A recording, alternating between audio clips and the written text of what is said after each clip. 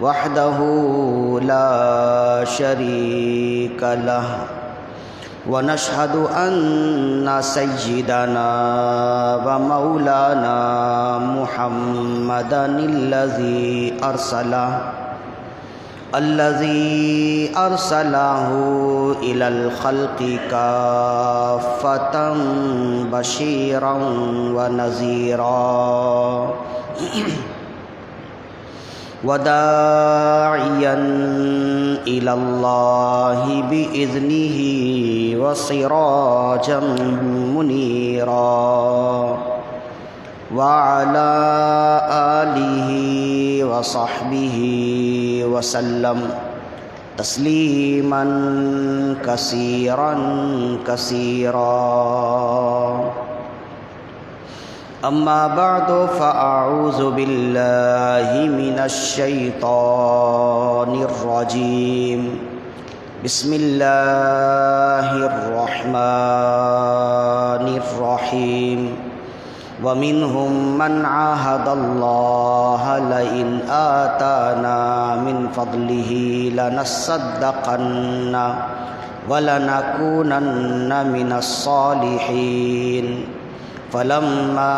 آتاهم من فضله بخلوا به وتولوا وهم معرضون صدق الله مولانا العظيم وصدق رسوله النبي الكريم الأمين ونحن على ذلك لمن الشاهدين والشاكرين والحمد لله رب العالمين ببركة إن الله وملائكته يصلون على النبي يا أيها الذين آمنوا صلوا عليه وسلموا تسليما اللهم صل على سيدنا ومولانا محمد كلما ذكره الذاكرون وصل على محمد كلما غفل عن ذكره الغافلون فإن من جودك الدنيا وضرتها ومن علومك علم اللوح والقلم دعا إلى الله فالمستمسكون به مستمسكون بحبل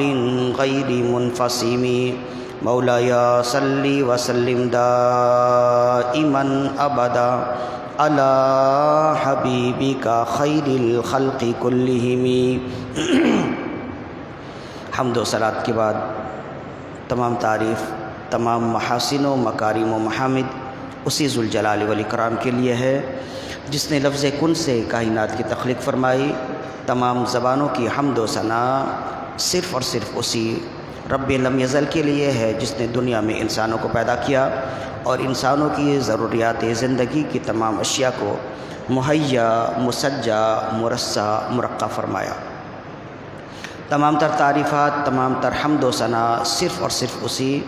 ذوالجلال والاکرام کے لیے ہے جس نے انسانیت کی رشد و ہدایت کے لیے انبیاء کرام علیہم الصلاۃ والسلام کو مبعوث فرمایا کہ وہ نفوس قدسیہ کاملہ دنیا میں آ کر اللہ کی وحدانیت اور اپنی رسالت لوگوں تک پہنچاتے رہے۔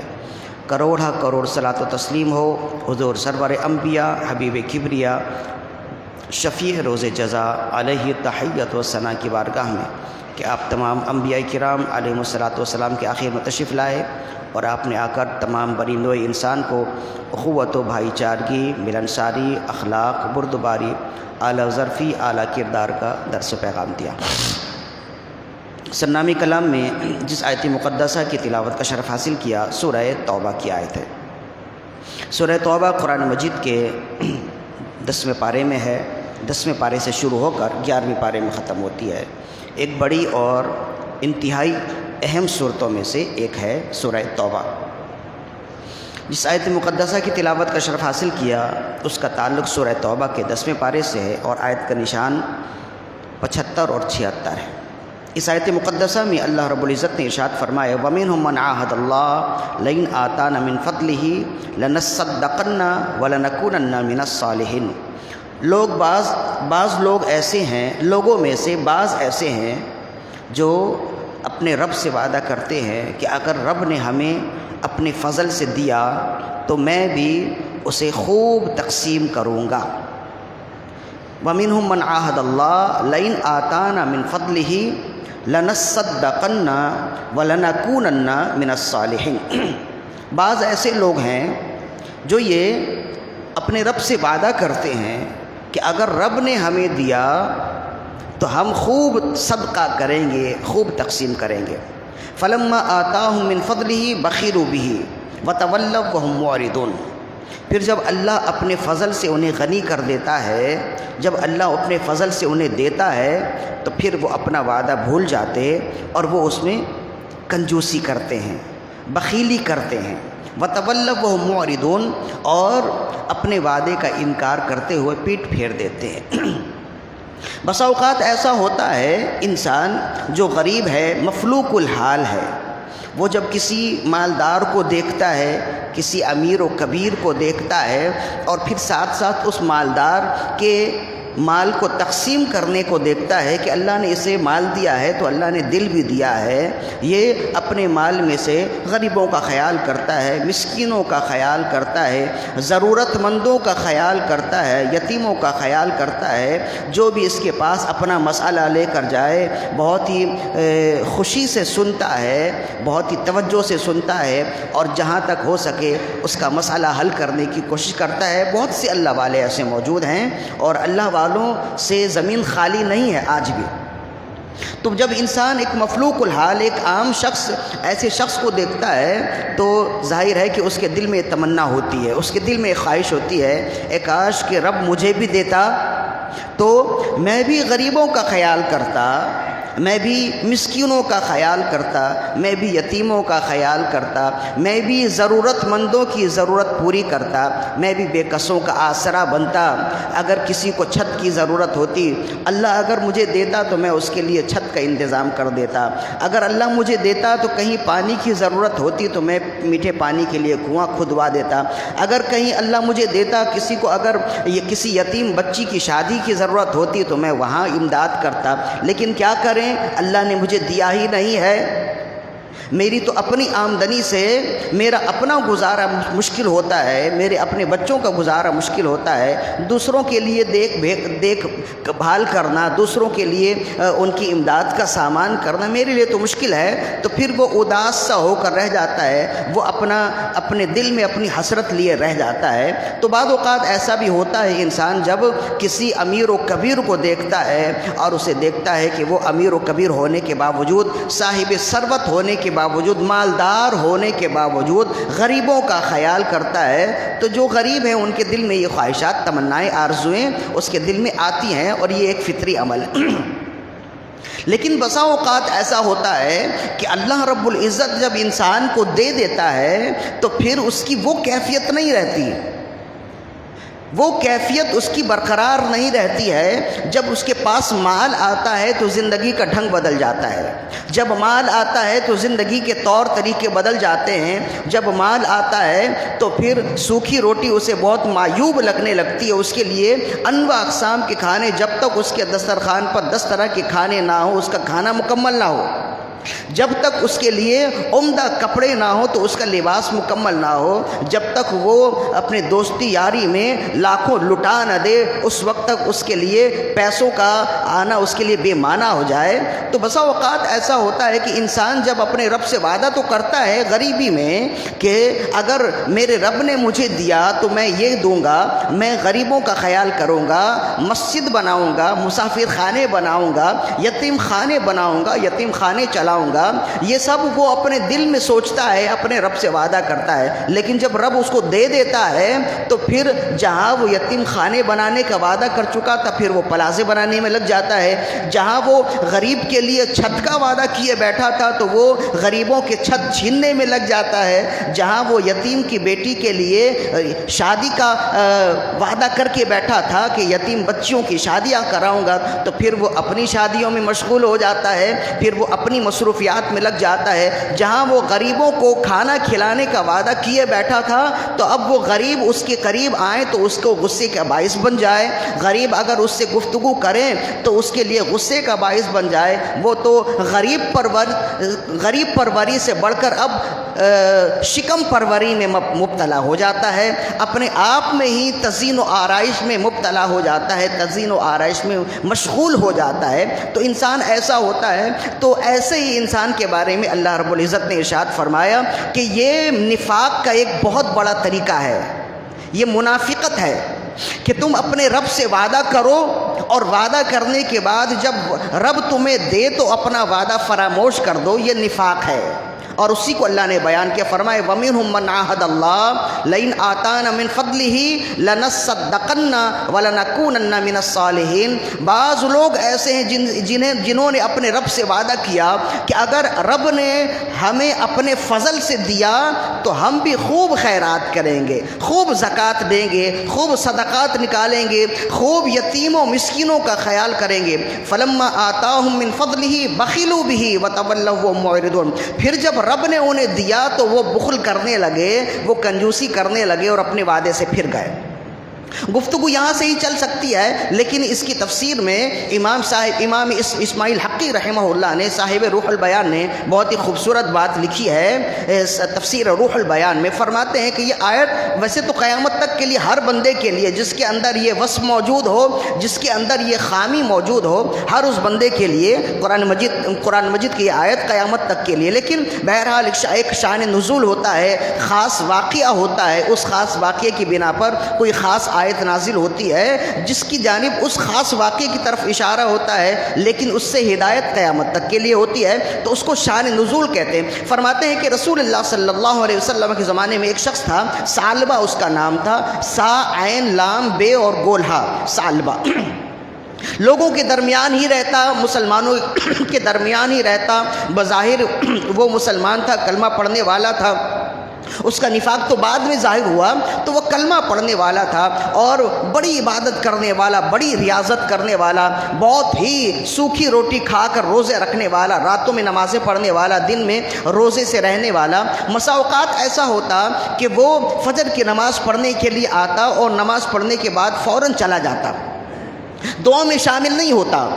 تو رسول اللہ صلی اللہ علیہ وسلم نے چند ایک بار اسے دیکھا کہ وہ اور تو لوگ بیٹھے ہوتے ہیں، دعاؤں میں شامل ہوتے، نماز کے بعد ملتے جیسے کہ عام طور پر ہوتا ہے، لیکن وہ ہوتا ہے کہ وہ اکثر و بیشتر فجر کی نماز میں دعا کیے بغیر ہی چلا جاتا اور لوگوں کی دعاؤں کا انتظار نہیں کرتا۔ تو رسول اللہ صلی اللہ علیہ وسلم نے اسے ایک مرتبہ روکا اور آپ نے پوچھا کہ ایسا کیوں ہے کہ اور لوگ تو بیٹھے ہوتے، وہ دعاؤں میں شامل ہوتے، ظاہر ہے کہ اجتماعی دعا کی برکت اور ہوتی ہے۔ ہمارے ہاں بھی بعض لوگوں کو ایسی بات ہوتی ہے کہ وہ دعا کو حیثیت نہیں دیتے، ادھر نماز پڑھی اور ادھر اٹھ کر چلے گئے۔ با جماعت جس طرح نماز کی ایک الگ سی فضیلت ہے، ویسے ہی با جماعت دعا کی وہ فضیلت ہے جو تنہا دعا کی نہیں ہے۔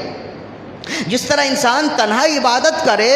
تو وہ بات نہیں ہوگی جو باجماعت عبادت کرنے کی ہے، اسی طرح تنہا دعا کرے تو وہ بات نہیں ہوگی جو باجماعت دعا کی ہے۔ اس لیے کہ جب سینکڑوں لوگوں کے ہاتھ اٹھتے ہیں اور سب کی ایک ہی دعا ہوتی ہے، کس کی دعا اللہ قبول کرے؟ جب ایک کی دعا قبول ہوگی تو 99 کی دعا بھی قبول ہو جائے گی۔ اسی لیے یہ سستی مت کیا کیجئے کہ نماز پڑھی اور جلدی سے بھاگے، بلکہ یہ کوشش کیا کیجئے اگر واقعی شرعی مجبوری نہ ہو تو جہاں 5 منٹ کی نماز پڑھی ہے 2 منٹ کی دعا کے لیے بھی ضرور ٹھہرا کیجئے۔ اور یہ بھی اخلاقیات کے خلاف لگتا ہے کہ پوری صف بنی ہوئی ہے، بیچ میں سے ایک شخص تمام لوگوں کو پھانکتا ہوا مسجد سے باہر نکلتا ہے، تو دیکھنے میں بھی برا لگتا ہے۔ جماعت جو ہے نا یہ اللہ کو پسند ہے اور جماعت کو توڑنے والا اللہ کو ناپسندیدہ ہے۔ لہذا جہاں لوگ بیٹھے ہوں تو وہاں کوشش کریں کہ بیٹھے ہی رہیں، تمام لوگوں کے ساتھ رہنا یہ اچھائی کی دلیل ہوتی ہے، تمام لوگوں کے ساتھ رہنا یہ اجتماعیت کی دلیل ہوتی ہے اور اللہ اجتماعیت کو پسند کرتا ہے۔ تو بہرحال نبی صلی اللہ علیہ وسلم نے اس سے پوچھا کہ ایسا کیوں ہے کہ اور لوگ بیٹھے ہوتے نماز میں اور دعاؤں کے انتظار میں، لیکن تم نماز پڑھ کے سلام پھیرتے ہی فوراً بھاگ جاتے ہو، ایسا کیا ہے، کیا معاملہ ہے؟ انہوں نے عرض کی یا رسول اللہ صلی اللہ علیہ وسلم، صحابہ کرام یا بعض لوگ اگر میرے بارے میں بدگمانی کرتے ہیں تو میں صفائی پیش کر دیتا ہوں۔ معاملہ یہ ہے کہ میرے پاس ایک ہی چادر ہے،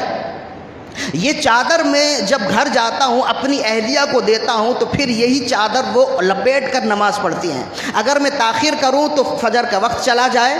اس وجہ سے میں جلدی چلا جاتا ہوں کہ میرے پاس پوری چادر ایک ہی ہے۔ خواتین کے لیے بھی پوری چادر کا ہونا ضروری ہے نا، سر سے لے کے پاؤں تک کا وہ حصہ ڈھک جائے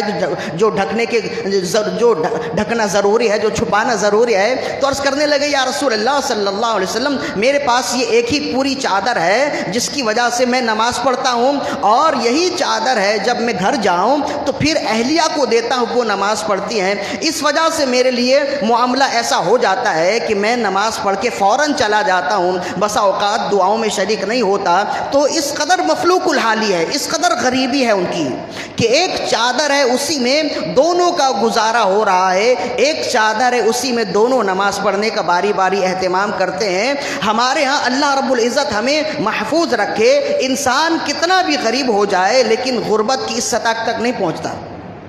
کتنا بھی غریب ہو جائے، ہمارے ہاں غریب سے غریب بھی ہو تو اس کے پاس 2-4 لباس پہننے کے لیے ضرور ہوتے ہیں، 5-6 لباس پہننے کے لیے ضرور ہوتے ہیں۔ غربت کی اس قدر نچلی سطح تک آج تک کا انسان جاتا نہیں ہے، آج کا انسان۔ ہاں بسا اوقات ایسا ہوتا ہے، اللہ محفوظ رکھے، کہیں خانہ جنگی ہو جائے تو پھر ایسے معاملات ہو جاتے ہیں، لیکن اللہ محفوظ رکھے۔ ہمارے ہاں جو غریب ہیں وہ بھی اس کیفیت تک نہیں پہنچ سکتے۔ اب چونکہ وہ اس کیفیت تک نہیں پہنچ سکتے تو اس کیفیت کی مضبوطی اور اس کیفیت کی طاقت کو وہ سمجھ نہیں سکتے کہ اس کیفیت تک انسان جب پہنچ جائے تو کس قدر مفلوق الحال ہوتا ہے۔ بہرحال اللہ رب العزت محفوظ رکھے۔ تو رسول اللہ صلی اللہ علیہ وسلم نے جب سنا اور صحابہ کرام نے سنا تو ظاہر ہے کہ آپ نے بہت تعجب کی کہ واقعی یہ ایسا شخص ہے کہ ایک لباس ہے اور ایک چادر ہے، وہی چادر لپیٹ کر وہ آتا، نماز پڑھتا، اور پھر وہی چادر لپیٹ کر جب وہ گھر جاتا اپنی اہلیہ کو دیتا تو پھر اہلیہ نماز ادا فرماتی، نماز ادا کرتی۔ تو ظاہر ہے کہ یہ بہت ہی مفلوق الحالی کی بات ہے۔ تو انہوں نے عرض کیا یا رسول اللہ صلی اللہ علیہ وسلم، آپ تو اللہ کے حبیب ہیں، آپ تو جو دعا کریں اللہ دعا قبول فرماتا ہے، تو آپ میرے لیے دعا کیجئے کہ اللہ مجھے خوشحالی دے دے، اللہ میری مفلوق الحالی دور کر دے،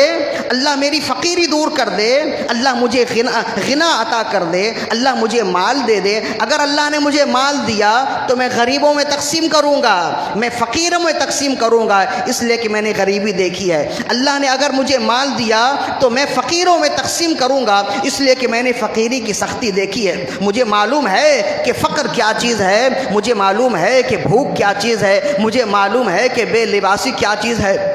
یا رسول اللہ، آپ اپنے رب سے دعا کر دیجئے اللہ مجھے کچھ مال دے دے تو میرے لیے بہتر ہوگا، میری زندگی بھی آسودگی میں آ جائے گی، اور اس مال کے ذریعے سے میں غریبوں کا بھی خیال کروں گا۔ رسول اللہ صلی اللہ علیہ وسلم نے ارشاد فرمایا کہ اے ثعلبہ، کم مال جس کی وجہ سے تم اللہ کی اطاعت کر لیتے ہو یہ بہتر ہے کثیر مال سے، کہ جب مال آتا ہے تو دل میں نافرمانی بھی آ جاتی ہے، جب مال آتا ہے تو بے بندگی بھی آ جاتی ہے، جب مال آتا ہے تو برے اعمال بھی آ جاتے ہیں۔ لہذا اس کی دعا نہ کرو، اللہ نے جس طرح سے تمہیں رکھا ہے یہ سمجھو، یہ میں سمجھتا ہوں کہ تمہارے لیے بہتر ہے، اس لیے کہ اس حال میں جب تم روزے سے رہتے ہو تو اللہ کی حمد و ثنا کرتے، جب تمہارے پاس لباس نہیں ہوتا تب بھی اللہ کی حمد و ثنا کرتے ہو، صبر و شکر کرتے ہو، لیکن یہ ممکن نہیں ہے کیا لیکن یہ بہتر نہیں ہے کہ ہو سکتا ہے کہ اگر تمہارے پاس مال آ جائے تو یہ حمد و ثنا ختم ہو جائے، یہ صبر و شکر کے معاملات ختم ہو جائیں، پھر دنیا داری آ جائے، پھر تن پرستی آ جائے، پھر دھن پرستی آ جائے، یہ سب آ جائے۔ تو اے ثعلبہ، کم مال جس میں تم اللہ کی بندگی کر لیتے ہو اس کثیر مال سے بہتر ہے جو تمہیں فتنے میں مبتلا کر دے۔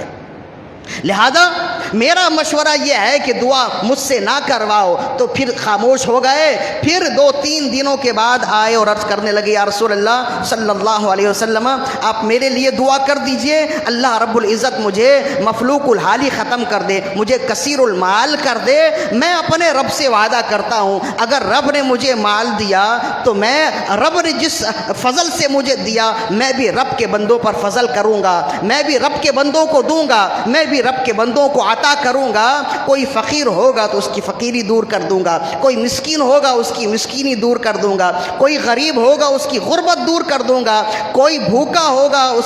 اس کی بھوک اور پیاس مٹا دوں گا۔ یا رسول اللہ میں وعدہ کرتا ہوں۔ پھر رسول اللہ صلی اللہ علیہ وسلم نے اسے سمجھایا کہ قلیل مال جس سے تم اللہ کی بندگی کر لیتے ہو اس کثیر مال سے بہتر ہے کہ وہ مال آئے تو تمہیں فتنے میں مبتلا کر دے، تمہیں رب کی یاد سے غافل کر دے۔ وہ کثیر مال،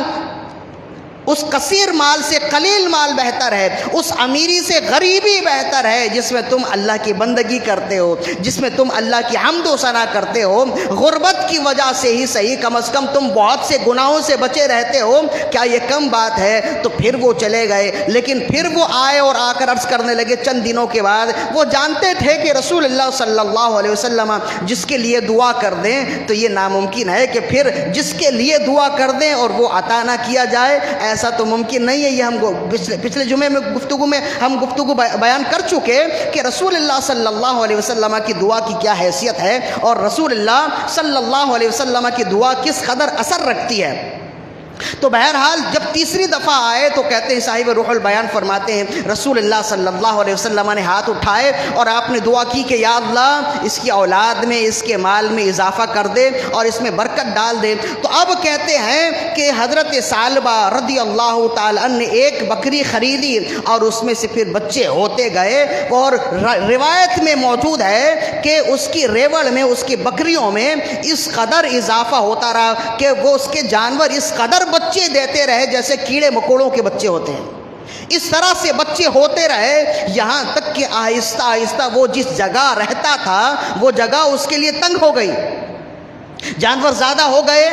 بڑی چراگاہ کی ضرورت محسوس ہوئی، بڑی جگہ کی ضرورت محسوس ہوئی جہاں وہ بھی رہ سکے، جانور بھی رہ سکے۔ ظاہر ہے کہ اس زمانے میں مالداری کے لیے، مالداری کی پہچان جانور کا ہونا تھا۔ سونے چاندی ان جانوروں سے ہی ہوتے تھے نا، یا تو اونٹ ہیں یا بھیڑ بکریاں ہیں، تو جس کے پاس زیادہ ہو وہ سمجھتے تھے کہ وہ بڑا مالدار ہے۔ تو ظاہر ہے کہ ان کے پاس مال بڑھتا گیا، جب جانور بڑھتے گئے اس کی خرید و فروخت بھی آہستہ آہستہ ہوتی رہی، اور پھر یہ ہے کہ جگہ تنگ ہو گئی تو انہوں نے اب کچھ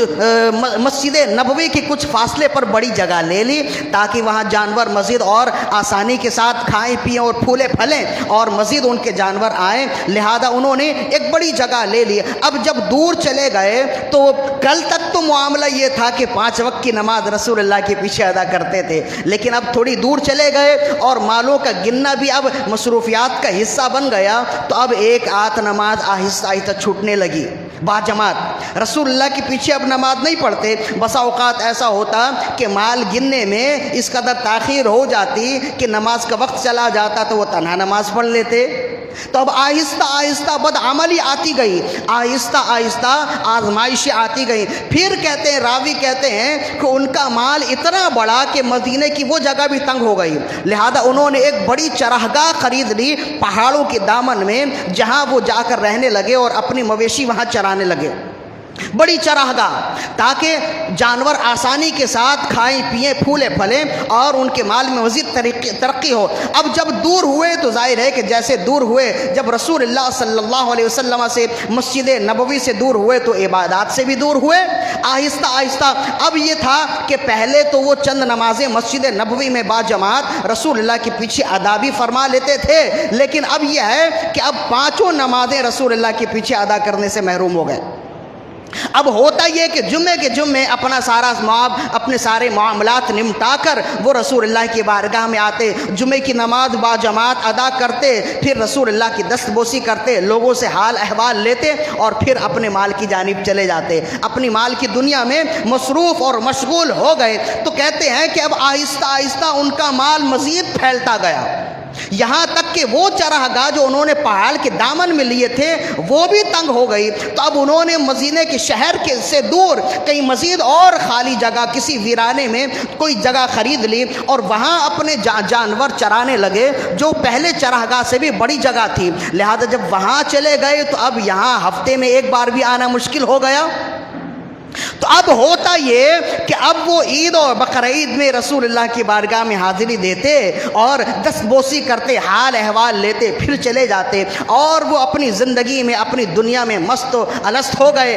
مشغول اور مصروف ہو گئے۔ آہستہ آہستہ معاملہ یہ ہوا، اب دیکھیے کہ مال جب نہیں تھا، جب ایک لباس میں نماز پڑھتے تھے تو 5 وقت کی نماز رسول اللہ کے پیچھے ادا کرتے تھے۔ کتنی بڑی سعادت تھی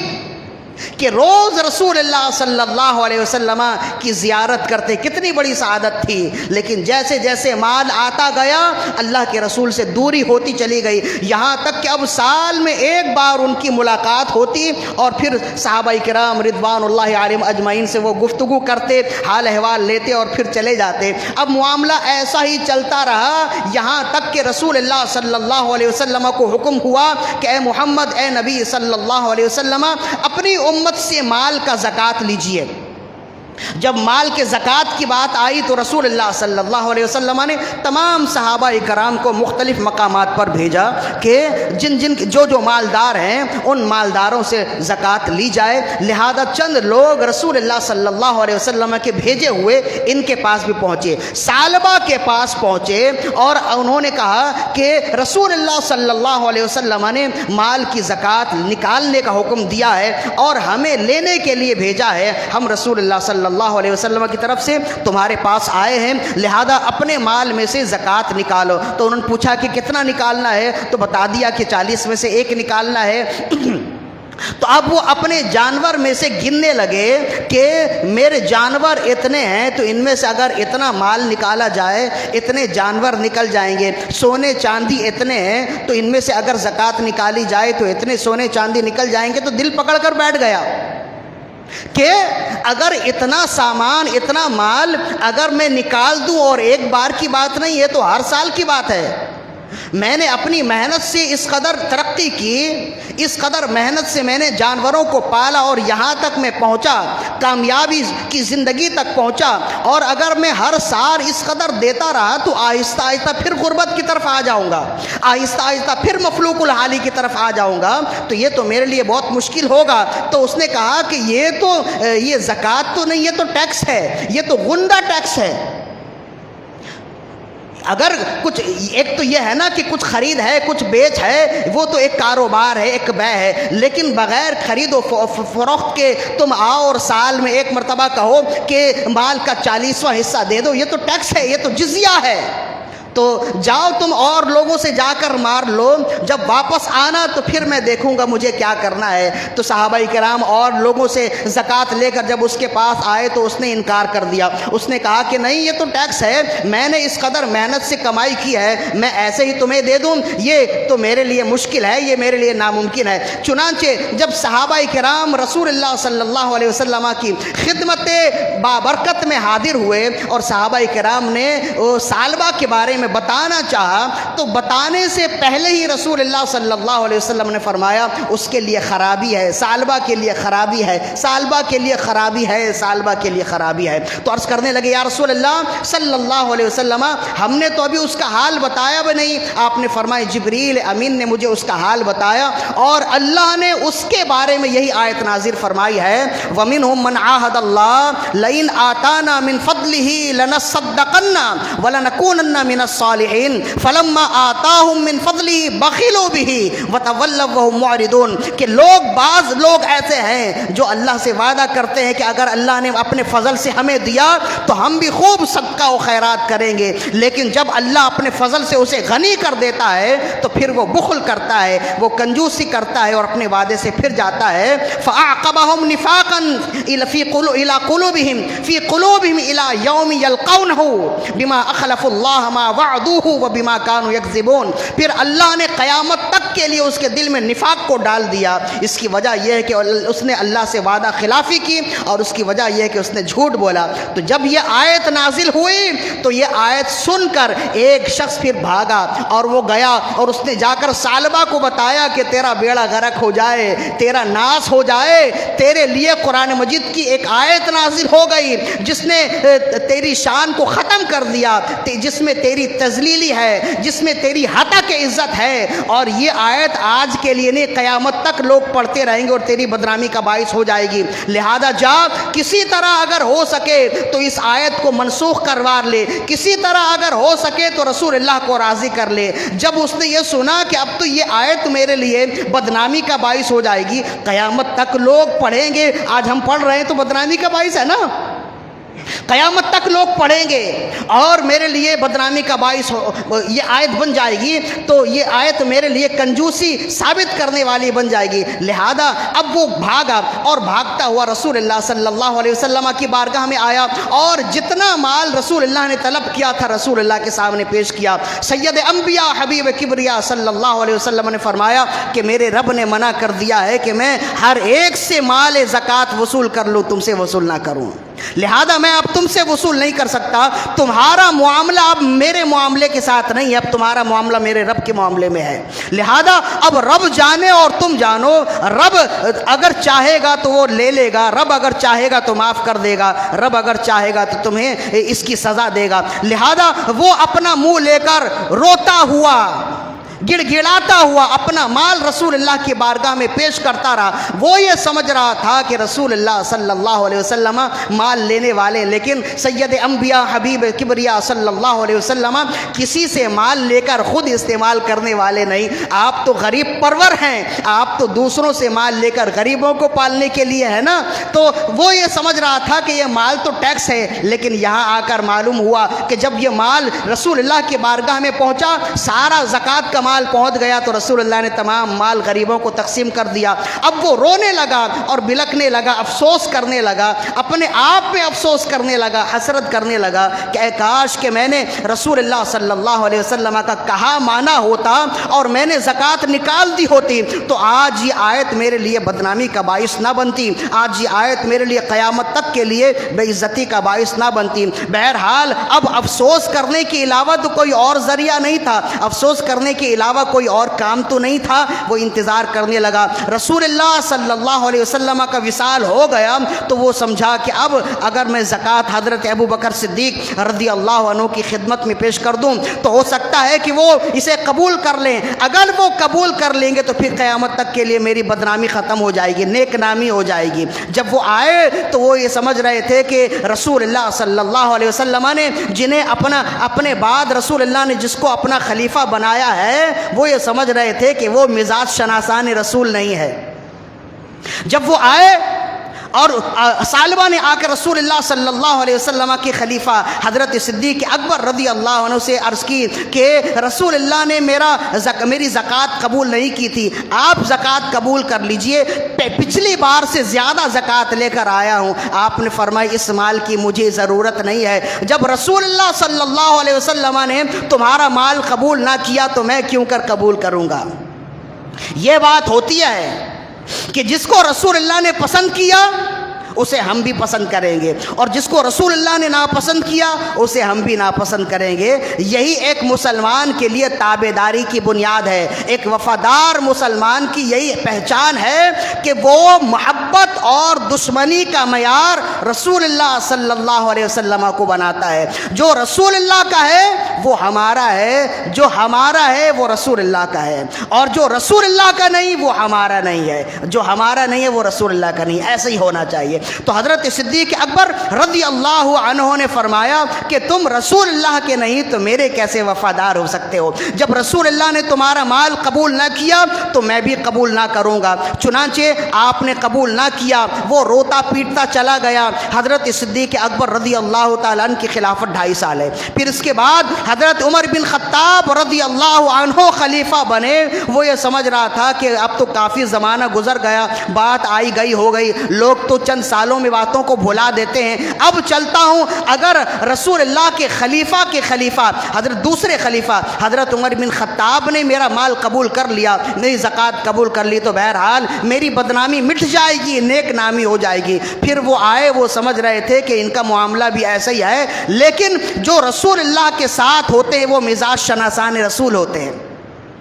وہ رسول اللہ کے مزاج کو جاننے والے ہوتے ہیں. جب وہ آیا اور اس نے آ کر کہا کہ یہ میری زکوٰۃ ہے اور یہ قبول کیجیے, آپ نے فرمایا. جب رسول اللہ نے قبول نہیں کی, جب رسول اللہ کے صاحب حضرت صدیق اکبر نے تمہارا مال قبول نہ کیا, تو میں کیسے قبول کر سکتا ہوں؟ میں بھی تمہارا مال قبول نہ کروں گا. وہ اپنا مال لے کر در در پھرتا رہا, لیکن کسی نے بھی بطور زکوٰۃ اس کا مال قبول نہ کیا, حتیٰ کہ حضرت عثمان غنی رضی اللہ تعالیٰ عنہ کے اس دور خلافت میں وہ مر گیا اور نفاق کی موت مرا. قیامت تک کے لیے اس کی بدنامی قرآن مجید میں آ گئی, اور قرآن مجید نے کہا کہ وہ نفاق کی موت مرا.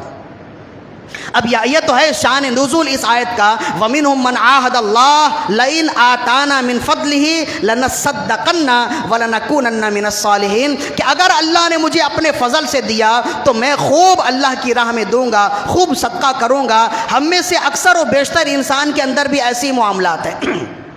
بیشتر لوگوں کے اندر ایسا ہی ہے کہ وہ اپنے رب سے بسا اوقات وعدہ کرتا ہے, اور جب وعدہ کو نبھانے کا وقت آئے تو بھول جاتا ہے. بہت سے ایسے ہیں, ہمارا تو رابطہ اور ہمارا سامنا تو بہت سے ایسوں سے ہوتا ہے. جی غربت ہے اور نوکری چلی گئی,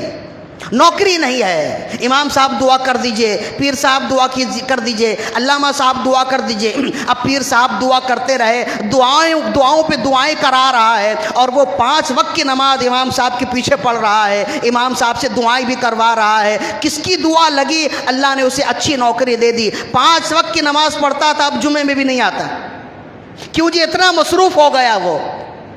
تو ہے نا, یہ تو ہمارے اندر بھی ایسا ہی ہے. تو یہ نفاق کی علامت ہے. غربت میں جیسے رہیں امیری میں بھی ویسے رہیں, پیٹ بھر کر جیسے رہیں خالی پیٹ میں بھی ایسے رہیں. یہ ہے یکسوئی اور یہ ہے یکتائی, اور ایسا ہی ہونا چاہیے. تو انسان بھی اپنے رب سے وعدہ کرتا ہے, لیکن وعدہ فراموش کر دیتا ہے, بھلا دیتا ہے. دعا کیجئے کہ کاروبار چلنے لگے, اب دعا کر دی, باجماعت دعا ہوئی, کس کی دعا لگ گئی, اللہ نے اس کا کاروبار چلا دیا. اب 5 وقت کی نماز پڑھتا تھا, اب تراویح میں بھی نہیں آتا, اب روزے بھی نہیں رکھتا. کہ نہیں, کاروبار میں اتنی مصروفیات ہے, اتنا مشکل کام ہے کہ اگر روزہ رکھوں تو میرے لیے روزہ رکھنا مشکل ہوتا ہے. تو یہ تم نے اپنے رب سے وعدہ کیا, وعدہ نبھایا یا وعدہ بے وفائی کی, تو بے شک تم نے وعدہ بے وفائی کی ہے. تو یہ نفاق کی علامت میں سے ہے. اللہ ایسوں کو پسند نہیں کرتا ہے. پھر یہ اچھی طرح یاد رکھیے, وقت کسی کے ساتھ ایک جیسا نہیں رہتا ہے. اگر امیری نہیں رہی تو غریبی بھی نہیں رہے گی, اور اگر غریبی نہیں رہی تو امیری بھی نہیں رہے گی. اسی کو میرے آقا صلی اللہ علیہ وسلم نے ارشاد فرمایا. حضرت ابن عباس رضی اللہ عنہما اس کے راوی ہے. امام حاکم نے المستدرک میں اس حدیث کو نقل کیا. حضرت ابن عباس رضی اللہ فرماتے ہیں, قال رسول اللہ صلی اللہ علیہ وسلم وهو يعظه لرجل, رسول اللہ صلی اللہ علیہ وسلم نے ایک شخص کو واعظ و نصیحت کرتے ہوئے ارشاد فرمایا کہ اغتنم 5 قبل 5, 5 چیزوں کو 5 چیزوں سے پہلے غنیمت جانو. 5 چیزوں کو 5 چیزوں سے پہلے غنیمت جانو. شبابکا قبل حرمکا, اپنی جوانی کو اپنے بڑھاپے سے پہلے غنیمت جانو. یعنی جوانی جب چلی جائے تو دوبارہ واپس نہیں آئے گی. بڑھاپے میں تمہارے لیے عبادات کرنا مشکل ہو جائے گا, ریاضتوں کا معاملہ مشکل ہو جائے گا. لہذا جوانی میں عبادت کرو. ایک دوسری حدیث میں رسول اللہ صلی اللہ علیہ وسلم نے فرمایا, اللہ جوان کی عبادت کو بہت زیادہ پسند فرماتا ہے, اور بوڑھے کے گناہ کو جوان کے گناہ سے زیادہ ناپسند فرماتا ہے. جوان کی عبادت کو بوڑھے کی عبادت سے زیادہ پسند فرماتا ہے. کیوں؟ اس لیے کہ جب انسان بوڑھا ہو جائے تو اس کے پاس نماز کے علاوہ کوئی کام ہوتا ہی نہیں ہے. ہم تو دیکھتے ہیں نا کہ وقت سے پہلے ہی یہاں آ کر مسجد کے دروازے پر دروازہ کھلتا بھی نہیں، بہت سے بیٹھے ہوتے ہیں، اللہ والے بیٹھے ہوتے ہیں، تو ان کے پاس دوسرا کام تو نہیں ہے نا، جوانوں کے پاس تو بہت سا کام ہے۔ تو اسی وجہ سے رسول اللہ صلی اللہ علیہ وسلم نے ارشاد فرمایا کہ نوجوانی کی عبادت اللہ کو بڑھاپے کی عبادت سے زیادہ پسندیدہ ہے، اس لیے کہ بڑھاپے میں آ کے تو عبادت کرنا ہی ہے، اصل عبادت کا مزہ تو جوانی میں ہے۔ اور اسی طرح بڑھاپے کا گناہ اللہ کو سب سے زیادہ ناپسندیدہ ہے جوانی کے گناہ سے۔ کیوں؟ اس لیے کہ جوان تو بہت سی امنگوں میں ہوتا ہے، وہ گناہ کر لے وہ بھی ناپسندیدہ ہے، لیکن بڑھاپے کا گناہ اس وجہ سے زیادہ سخت ہے کہ اس کا تو نفس بھی مر چکا ہوتا ہے۔ اس وقت بوڑھا اگر گناہ کرے تو وہ اپنے نفس کی وجہ سے گناہ نہیں کرتا، عادت کی وجہ سے گناہ کرتا ہے۔ تو سید انبیاء حبیب